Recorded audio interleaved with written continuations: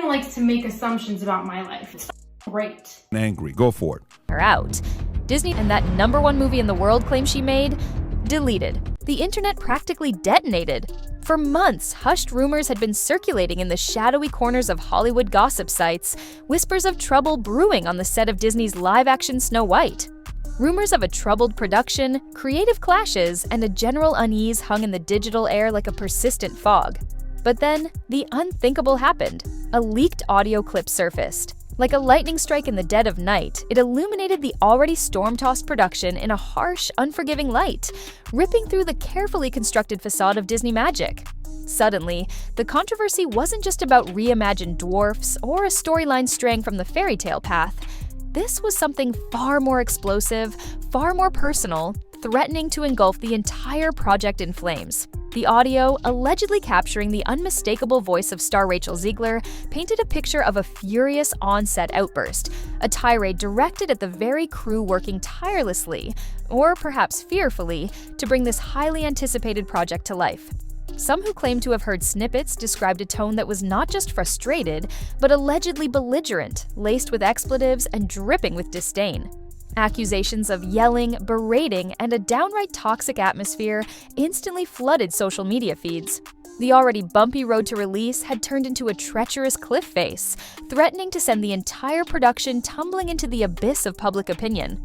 The scandal wasn't just about creative differences anymore, it was about alleged unprofessionalism, about the very conduct of the film's leading lady. But to truly understand the shockwaves of this alleged meltdown, to grasp the full weight of this Hollywood hurricane, we need to rewind to see how the seeds of this scandal were sown long before any audio clip ever leaked, back to the very moment this modernized Snow White was announced. And it was in those initial announcements, in the very first whispers about Disney's bold new direction, that the first cracks in the fairy tale facade began to appear. Disney, the studio synonymous with classic animation and heartwarming stories, declared their intention to modernize Snow White for a new generation. Sounds reasonable, right? But the devil, as they say, was in the details. From the outset, casting choices and creative decisions ignited a firestorm of debate. The selection of Rachel Zegler, while celebrated by some, drew criticism from others who felt she didn't embody the ethereal innocence traditionally associated with Snow White. However, the casting controversy was merely a prelude to a far deeper unease, the radical reimagining of the story itself. Zegler herself became a lightning rod, making statements that many fans found deeply unsettling.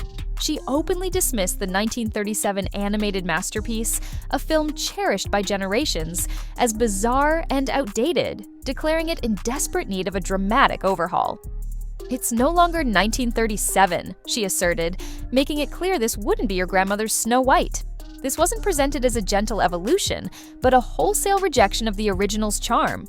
The iconic dwarfs, integral to the original story, were initially rumored to be completely erased, then later vaguely replaced by magical creatures, a move that felt both confusing and disrespectful to many. The very essence of Snow White, a gentle fairy tale centered on kindness, romance, and the magic of true love, seemed to be under attack. Promotional materials only amplified these fears. Trailers depicted a starkly different world, stripped of the whimsical sweetness of the original, replaced with what many described as a heavy-handed, overtly woke sensibility. Fans who longed for a faithful, loving homage to the Disney classic felt betrayed. They felt like the studio, in its zeal to modernize, was actively mocking the very innocence and enchantment that had made Snow White a timeless treasure. The backlash wasn't just intense, it was a visceral wave of disappointment. A collective gasp of disbelief from a fan base feeling increasingly alienated. And this initial wave of negativity was just the first act in this unfolding drama. As the online grumbling intensified and fan forums buzzed with discontent, a familiar voice entered the arena, ready to amplify the growing unease with his signature brand of comedic critique. Bill Maher, known for his sharp wit and often provocative takes on pop culture, Maher turned his satirical gaze upon the Snow White remake. And he did not hold back. He became a comedic flamethrower, blasting the production with a barrage of pointed jokes and scathing observations. Maher, with his knack for highlighting cultural paradoxes, zeroed in on what he saw as the central hypocrisy of the project. He mocked the idea of a modernized Snow White that seemed determined to dismantle everything that made the original beloved. He quipped about the irony of demanding audiences embrace a Snow White stripped of its gentle romance and replaced with, well, what exactly? Maher didn't mince words, likening the heavy-handed updates to a forced sermon, suggesting Disney was less interested in entertaining families and more focused on delivering a lecture wrapped in a fairy tale costume. He even joked about the absurdity of a Snow White who was running for president, highlighting the perceived shift from enchanting story to overt social messaging. His comedic bits weren't just funny, they were surgically precise, tapping into the anxieties and frustrations already simmering within the fanbase. Maher's critiques resonated deeply, not just with his usual audience, but with a wider segment of viewers who felt their own concerns about the remake being validated and amplified. His commentary acted as a cultural megaphone, broadcasting the growing discontent to a broader audience, further solidifying the narrative of a production spiraling into trouble. He provided a comedic framework for the backlash, making it even more accessible and shareable, turning online grumbling into mainstream mockery. But even Maher's sharpest barbs, his most pointed jokes, were soon to be overshadowed by a scandal of an entirely different nature, a drama unfolding not in the realm of creative choices, but in the murky depths of alleged on-set behavior.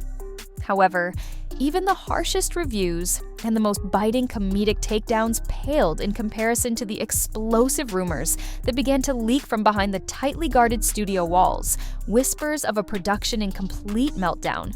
For months, industry insiders had hinted at a tense atmosphere on set, a creative team struggling to reconcile conflicting visions for this iconic property. The tightrope walk of modernizing a beloved classic without completely alienating its core audience was proving to be a precarious balancing act, and the pressure was clearly mounting. Rumors swirled about constant script rewrites, clashes between directors and producers, and a general sense of creative chaos. The initial plan to remove the dwarfs entirely, then the confusing backtrack to replace them with vaguely defined magical creatures, became a symbol of this indecision, this apparent lack of a cohesive vision. Actors with dwarfism voiced their understandable frustration at being sidelined from roles they felt were rightfully theirs, adding another layer of controversy to the already complex situation. Crew members, speaking anonymously to industry blogs, described low morale fueled by constant changes in direction and a palpable sense of uncertainty. But these whispers of creative turmoil soon morphed into something far more sensational, far more damaging. Rumors of a star in crisis, an actress allegedly buckling under the weight of expectation and unleashing her frustrations on the production staff. Then came the alleged leaked audio, the moment those simmering whispers turned into a deafening roar. The specifics remained shrouded in speculation, but the core accusation was a bombshell. Rachel Zegler, the face of this reimagined Snow White, had supposedly lost her composure in a major way, berating crew members in a furious, expletive-laden outburst.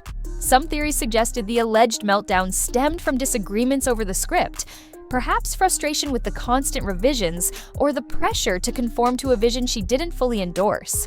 Others speculated it was a more personal outburst, a reaction to the immense pressure and scrutiny she was facing, amplified by the already intense online backlash.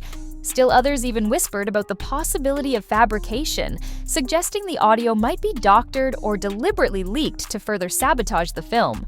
Regardless of the truth behind the audio, the very existence of the rumor, the widespread belief in its authenticity, spoke volumes about the already toxic narrative surrounding the film. The conversation abruptly shifted.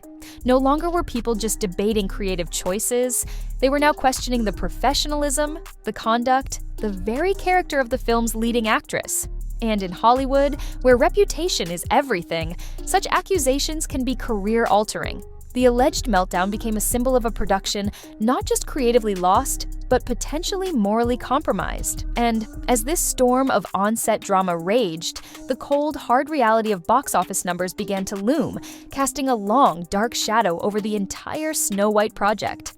Despite Disney's marketing machine, despite the inherent brand recognition of Snow White, the film stumbled out of the gate, failing to capture the magic at the box office.